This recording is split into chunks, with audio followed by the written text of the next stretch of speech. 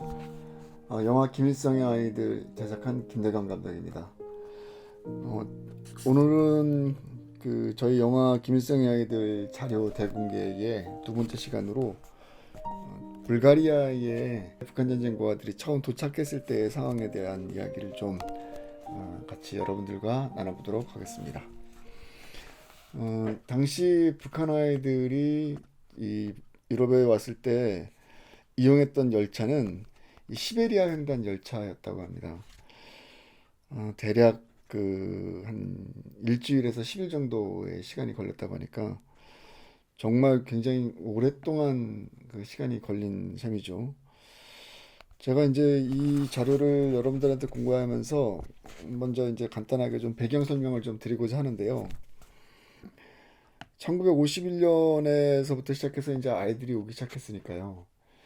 51년, 52년, 53년까지 대략 한 3년 동안 집중적으로 이제 아이들이 유럽으로 이주를 했고요.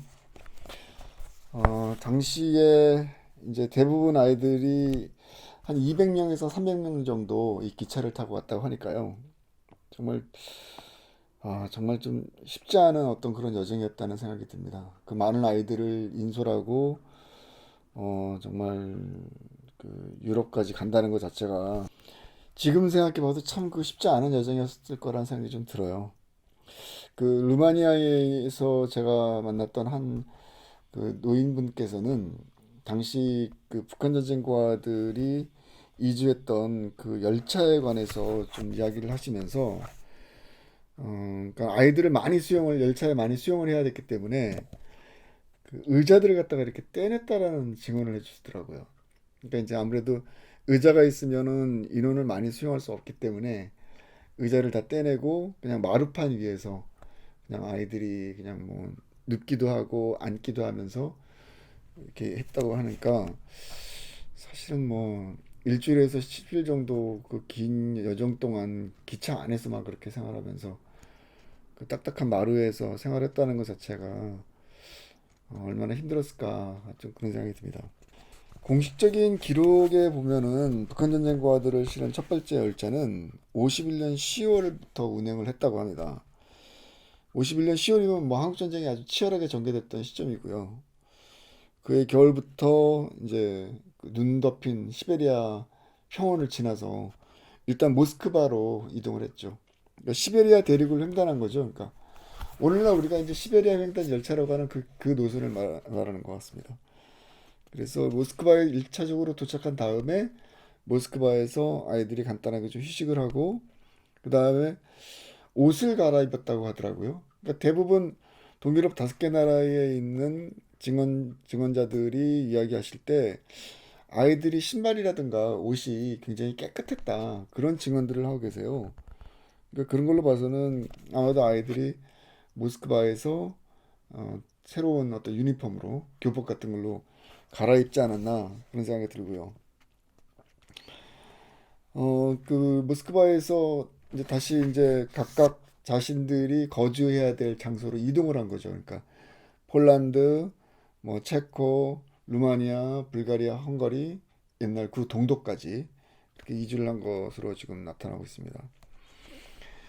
제가 이제 이거를 2019년도에 루마니아와 불가리아 그리고 폴란드에서 아이들이 도착하는 장면을 기록한 영상들을 갖다가 다 찾아냈는데요. 거기 보면은 그 정말 아이들의 표정이 그 낯선 곳에 왔다라는 느낌. 그러니까 전쟁을 피해서 부모도 잃어버린 그런 아이들이 그 낯선 환경에 대한 어떤 두려움, 어떤 그 호기심도 물론 있는 호기심을 보이는 아이도 있었고 낯선 환경에 대한 두려움도 많이 있었던 것 같습니다. 아이들의 얼굴 표정이 그 영화 기록 필름 속에 아주 고스란히 담겨져 있습니다. 굉장히 참 그걸 보면서 좀 마음이 저도 좀 이렇게 짠한 생각이 좀 들었는데, 불가리아 같은 경우에는 제가 이제 만났던 그 7명의 생존자들, 북한 전쟁과들과 친구였던 생존자들의 증언에 의하면 거의 대부분 아이들이 그 북한 전쟁과들이 도착하는 날, 프로보바이 역으로 나가서 아이들의 도착을 환영했다고 합니다. 그래서 꽃다발도 들고 뭐 이렇게 손도 흔들어 주면서 일종의 이제 환영 그 식을 한 것이죠. 물과 음식을 준비한 사람들도 있다고 하는 걸로 봐서는 참 당시 이 동유럽 사람들이 북한 전쟁과들에 대해서 어떤 그 마음을 갖고 있었는지 굉장히 좀 굉장히 따뜻한 마음을 갖고 있지 않았었나 하는 생각이 듭니다. 그 기록 필름을 제가 이제 찾게 된 과정은 불가리아 같은 경우도 굉장히 극적이었는데요. 불가리아 소피아에 불가리아 기록 필름 보관소라는 곳이 있습니다. 그곳에 가서 이제 저희가 정말 여러 번 방문을 했죠. 왜냐하면은 이 동유럽 사람들 입장에서는 이 북한 전쟁과들의 그 1950년도 이 기록이 그렇게 기록으로서의 큰 가치를 지니지는 않고 있었습니다. 그러다 보니까 이 기록이 있는지 없는지 그 확인도 정말 할 수 없는 상태였고, 그래서 담당자들을 만나서 저희가 제작하고 있는 영화에 대한 취지도 설명을 좀 자세하게 해드리고, 그리고 혹시라도 그걸 찾을 수 있다면 좀 저희들한테 좀 알려달라. 그런데 이제 한 가지 제가 이제 그 당시 기억 중에 흥미로운 것 중에 하나는 뭐냐면은 이제 저희가 이제 언어 문제가 좀 잘 커뮤니케이션이 잘 안 됐어요. 왜냐하면 동유럽 5개 나라가 각기 다른 언어를 사용하고 있고 또그 영어가 잘 통하지도 않는 그런 상황이었고요. 저 역시도 저희가 무슨 불가리아 말이나 폴란드 말이나 체코 말을 잘 하는 것도 아니다 보니까 이 커뮤니케이션에서 약간 좀 어떤 서로 좀 맞지 않는 부분들이 좀 있더라고요. 그래서 지금 이제 기억나는 것 중에 흥미로운 것은 저희가 이제 구글 번역기를 돌려서 북한 전쟁 고아 해서 이제 그 번역기를 예를 들어 불가리아 말로 번역을 한 거죠. 그래서 그 북한 전쟁 고아 말을 불가리아 말로 번역된 거를 이제 그대로 적어서 그 불가리아 기록불론 보관소에 있는 담당자들한테 좀 찾아주십시오 라고 요청을 드렸는데 정말 며칠을 기다렸어요. 며칠을 기다렸는데 연락이 잘 안 오더라고요. 그래서 뭐 전화도 좀 해보고 또 이메일도 보내고 하면서 이제 계속 좀 자료 요청을 갖다가 계속 요청을 계속 했는데 어느 날은 메일이 왔는데 북한 전쟁과에 대한 기록이 없다라고 그 답신이 왔습니다. 정말 참 답답하기도 하고 분명히 여러 가지 그 외교 문서라든가 기록상으로는 불가리아에도 한 500명 정도의 북한 전쟁 고아들이 있었다는 것이 증명이 되고 있는 상황이었는데 그 자료가 없는 거예요. 기록 필름이라든가 사진이라든가 이런 공식적인 자료들이.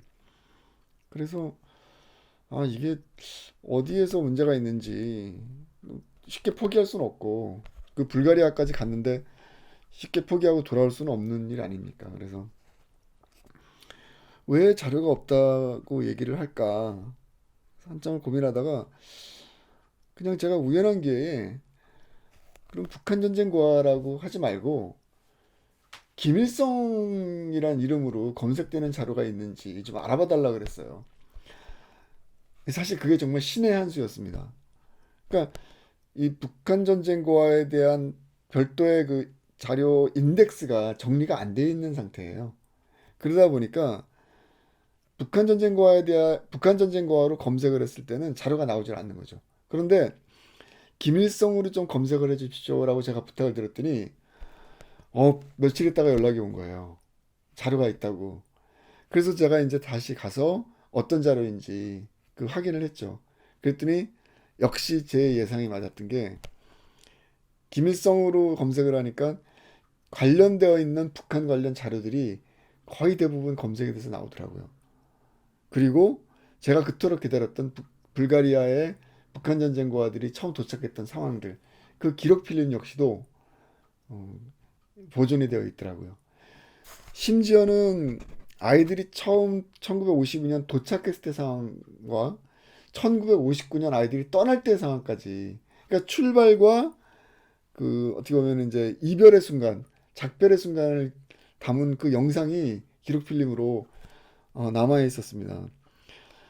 그 아이들이 도착하는 장면은 폴란드라든가 루마니아에서도 계속 발굴이 됐기 때문에 모습만 조금 다를 뿐이지 사실은 내용은 거의 비슷한 분위기거든요. 처음에 낯선 곳에 도착한 아이들, 그 다음에 이제 기차역에서 애들이 깡총깡총 하면서 뛰어내리는 그런 장면들, 그리고 꽃다발을 든 어떤 대표단, 환영단이 가서 이제 꽃다발을 주고 포옹하는 이런 것 거의 비슷비슷한 패턴이었는데 유독 불가리아에서만 아이들이 1959년에 떠나는 장면에 그 기록 필름이 남아 있었던 겁니다.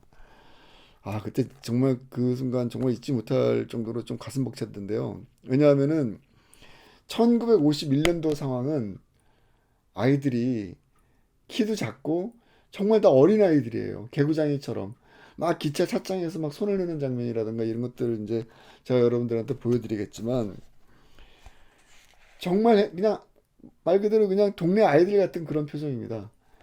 그런데 이게 한 7년, 8년이 지나니까 시간이 7년, 8년 지나다 보니까 1959년 아이들이 떠날 때는 심지어는 코에 이렇게 콧수염도 난 아이들이 있고요.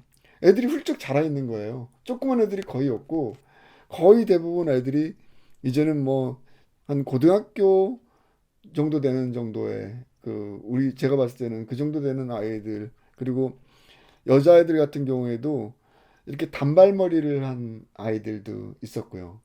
거의 뭐 이제 숙녀가 되어가는 그런 모습들인 거죠. 그래서 아, 그 기록 필름 현장에서 저는 비록 동시에 한순간에 두 개의 서로 다른 시간과 서로 다른 공간의 어떤 기록 필름을 보고 있었지만 같은 아이들이 그렇게 훌쩍 커서 어, 불가리아를 떠나는 그런 모습을 보는데 정말 마음이 좀 숙연해졌습니다. 그리고 아이들이 막 서로 부둥켜 안으면서 그 작별을 아쉬워하는 그런 모습들이 정말 너무 인상적이었습니다.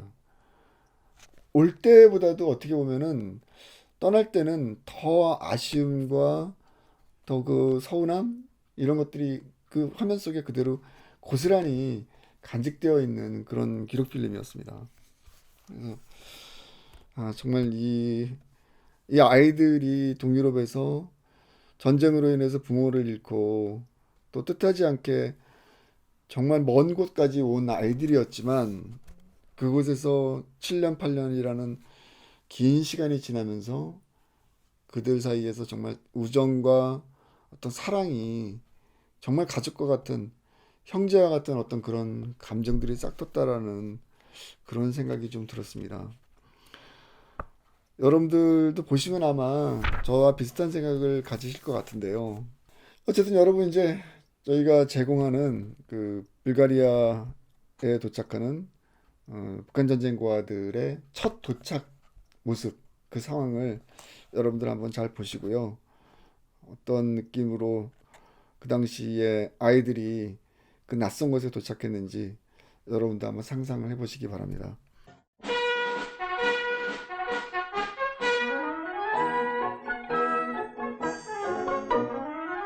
На гара Първомай със специален санитарен влак пристигнаха 300 корейски деца, чиито бащи и майки са загинали в борбата срещу империалистическите нашественици.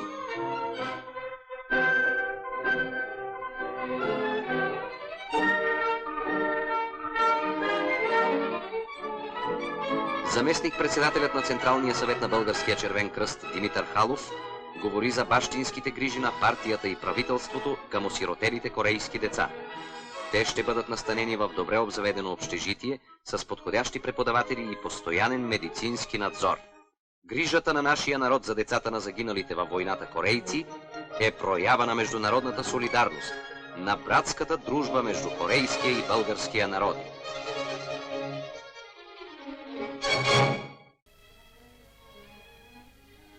Ти, Българио, ни приюти, изтопли нашата сирашка съдба. Ти ни даде подслон, ти ни даде храна, ти ни даде своята обич.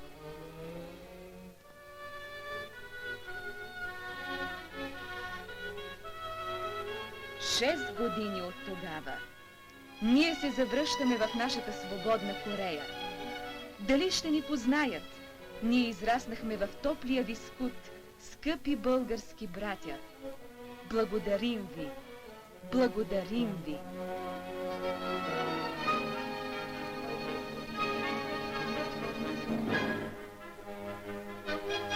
Ние се разделяме, но винаги ще бъдем заедно.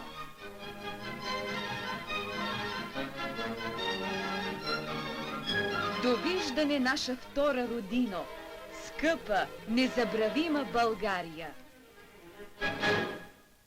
자, 오늘은 여러분들께서 1952년도에 불가리아에 도착하는 북한 전쟁고아들의 첫 도착 장면을 보셨습니다.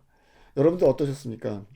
정말 아이들의 그 순수한 모습, 또 이 북한 전쟁고아들 부모를 잃고 전쟁으로 부모를 잃고 오도갈 데 없는 이 아이들을 돌봐주기 위해서 불가리아 사람들이 얼마나 좀 이렇게 사랑으로 헌신적으로 이렇게 감싸줬는지 잘 늘어나는 어떤 그런 장면이었다는 생각이 듭니다. 당시 북한 전쟁고아들과 친구였던 불가리아 노인들의 인터뷰를 하면서 정말 아이들을 참 헌신적으로 돌봐줬다라는 그런 생각이 들었는데요. 당시 불가리아도 사실 경제 상황이 그렇게 좋지는 않았다고 합니다. 그래서 배급제였다고 제가 들었어요. 이게 이제 말 그대로 어떤 시장이 제대로 형성이 안 되다 보니까 공산주의 체제고 그러다 보니까 당에서 국가에서 주는 어떤 배급, 그러니까 생활용품을 교환하기 위한 예를 들면 뭐 빵이라든가 옷이라든가 이거를 이제 기본적인 배급 쿠폰을 갖다가 이제 불가리아 사람들도 받아서 다시 이제 물품 보관소에서 그거를 이제 물건으로 바꿨다고 하는데요.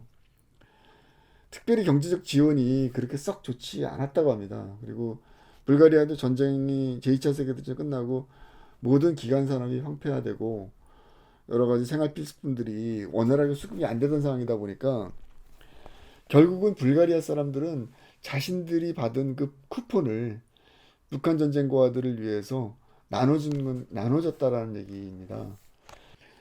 그런데 한 가지 흥미로운 것은 이 불가리아 같은 경우에는 아이들을 위해서 별도의 이제 기숙사라든가 시설들을 마련할 수 있는 경제적인 여건이 안 되다 보니까 상당수의 많은 불가리아인들이 아이들을 자신의 집에서 자기 가정에서 아이들을 갖다가 수용했다고 합니다. 참 쉽지 않은 거죠. 생년부지 아이들을 자기 집에서 수용한다는 게. 그렇다면 결국은 이 불가리아 사람들은 이 북한 전쟁고아들을 위해서 말 그대로 자신들이 먹고 또 써야 될 쿠폰들을 반으로 나눠서 북한 전쟁고아들한테 아이들한테 나눠줬다는 얘기가 되거든요.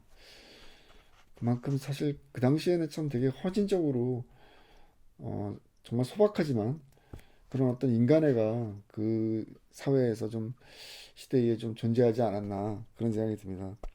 그러함에도 불구하고 아이들을 심지어 5끼를 먹였다고 하니까요.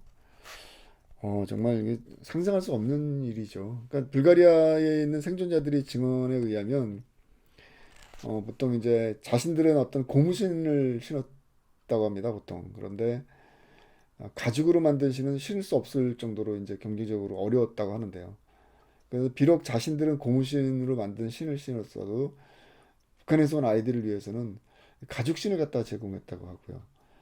좀 전에 말씀드린 것처럼 하루 세 끼와 사이사이에 이제 간식들까지 모두 한 5끼 정도를 갖다가 이제 먹였다고 합니다. 그러니까 참 가난하고 힘들었던 시절이었는데 불가리아 역시 그런 힘든 상황에서도 어떻게 이렇게 아이들을 위해서 그 북한에서 온 아이들을 위해서 자기 것을 아낌없이 희생할 수 있고 또 나눠줄 수 있었는지 정말 참 그 순간 인간애가 좀 대단한 것 같습니다. 그 순간 인간의 머리가 좀 숙여지는 것 같습니다. 한 불가리아 노인은 그런 말씀을 하시더라고요. 자기가 어렸을 때, 그러니까 북한 전쟁 고아들과 이제 같이 생활할 때죠. 그때 자기의 정말 간절한 소원 중에 하나가 이 빵에다가 이 버터를 듬뿍 발라먹는 게 소원이었다고 합니다.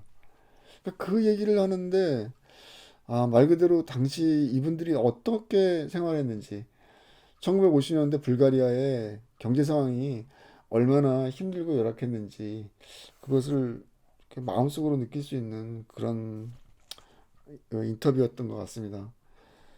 그 얘기 듣고 제가 이제 불가리아 노인들한테 정말 머리 숙여서 저는 북한에서 온 사람도 아니고 북한과 아무런 관련이 없는 사람이지만 어쨌든 같은 한 민족의 한 성원으로서 그 전쟁으로 인해서 많은 아이들이 희생당하고 또 많은 아이들이 부모를 잃고 정신적으로도 힘든 그런 상황에서 먼 곳에서 온 그 아이들을 위해서 이렇게 헌신적으로 자기를 희생했다는 것에 대해서 정말 대신 감사드린다는 그런 말씀을 좀 드렸거든요.